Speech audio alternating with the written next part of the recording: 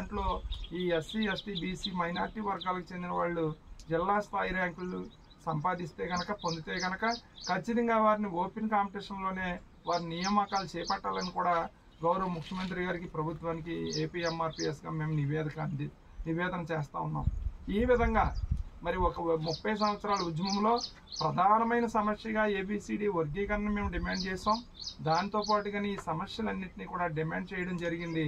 ఇప్పుడు వర్గీకరణ ఏదైతే మనం ఉద్యమం ద్వారా సాధించుకున్నామో మరి ప్రభుత్వంలో పెండింగ్లో ఉన్న మిగిలిన సమస్యలన్నింటినీ కూడా సాధించడానికి ఒకటొకటిగా సాధించడానికి ప్రభుత్వం ముందుకు రావాలని, ఆ దిశగా ప్రభుత్వం ముందుకు రావడానికి రాష్ట్రంలో ఉన్న ఏపీ ఎంఆర్పిఎస్ అన్ని జిల్లాల శ్రేణులు కూడా మనం కార్యాచరణతో ముందుకు సాగాలని చెప్పి నేను సూచన చేస్తూ, మరి సభలో చేసిన తీర్మానాలన్నింటినీ కూడా ఈ చిత్తూరు జిల్లాలో కూడా మీరు రిప్రజెంట్ చేయండి.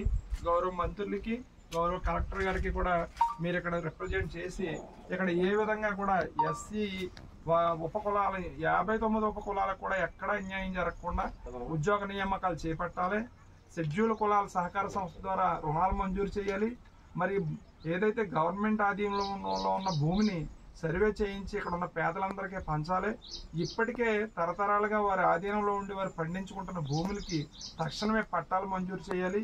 ఇటువంటి సమస్యల మీద మరి భవిష్యత్తులో మీరు కార్యాచరణ చేస్తే రాష్ట్ర కమిటీ అంతా కూడా మీకు అండగా ఉంటుందని తెలియజేస్తూ, మరి ఎన్ని పనులు ఉన్నప్పటికీ మీరు ఈరోజు రాష్ట్ర అధ్యక్షుడు మరియు ప్రతినిధుల బృందం రాకతో మేమంతా కూడా ఇక్కడ మనం ఒక చర్చా వేదికగా ఏర్పాటు చేస్తున్న ఈ కార్యక్రమంలో భాగస్వాములైన మీ అందరికీ కూడా మా ఉద్యమ నమస్కారాలు తెలియజేస్తూ సెలవు తీసుకుంటున్నాను. జై భీమ్, జై భీమ్, జై భీమ్, జై జై భీమ్, జై భీమ్. వర్ధిల్లాలి ఏపీ ఎంఆర్పిఎస్, వర్ధిల్లాలి ఏపీ ఎంఆర్పిఎస్, వర్ధిల్లాలి మాదిగ రిజర్వేషన్ పోరాటం, వర్ధిల్లాలి మాదిగ రిజర్వేషన్ పోరాటం, వర్ధిల్లాలి మాదిగ రిజర్వేషన్ పోరాటం. జై భీమ్.